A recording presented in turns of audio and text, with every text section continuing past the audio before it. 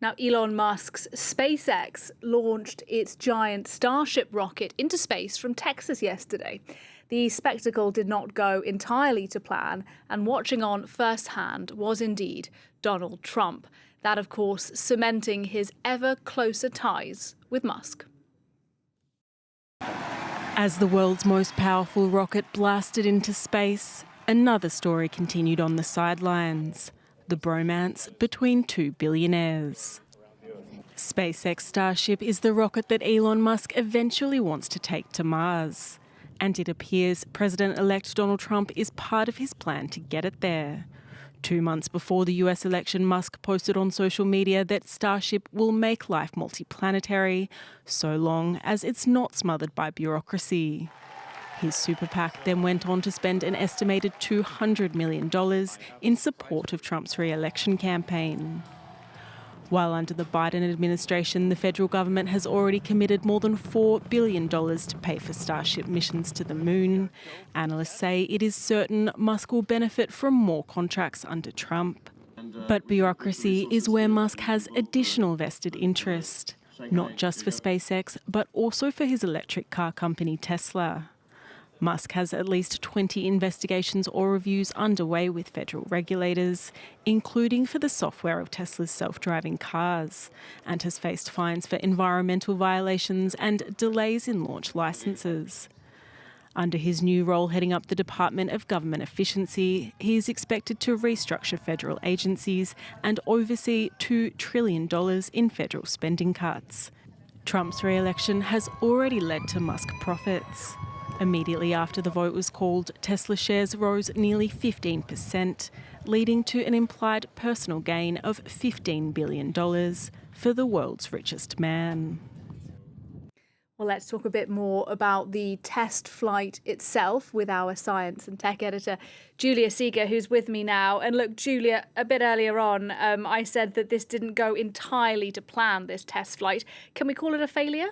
Not really. It's not a full-on success, but it's definitely not a failure. They did indeed decide to abort the highly anticipated booster catch attempt, but then they went on to really soar through many other milestones. For instance, they managed to reignite an engine before bracing for re-entry. They also did a very soft and controlled splashdown, meaning they landed on the sea, and they were also able to do additional tests on the heat shield specifically. So there were other objectives that were fulfilled. If you look at this flight, as you know by now, the Starship system, it has an upper stage, the Starship, and a lower stage, the Super Heavy booster. It lifted off according to plan, and it's both stages separated, and then, as usual, the lower stage, the Super Heavy, then steered back towards the launch pad. And then, indeed, they decided to abort the catching part by the Mechazilla Tower, and of course, it's an incredible moment because you have these mechanical arms that literally caught in midair this huge engine.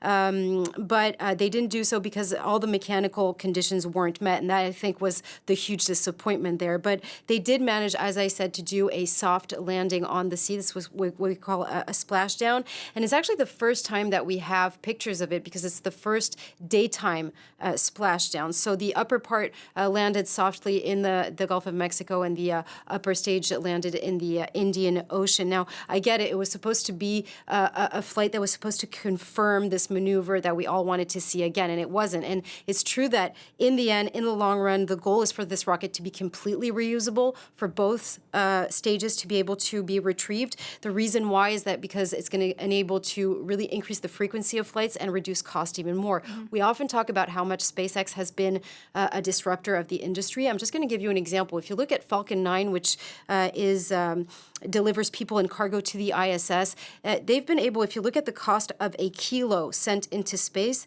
they've actually, the cost has fallen from 20,000 to 2,500 euros. That's with Falcon 9, and they hope with Starship to be able to cut that and divide the cost by 200, which would be huge.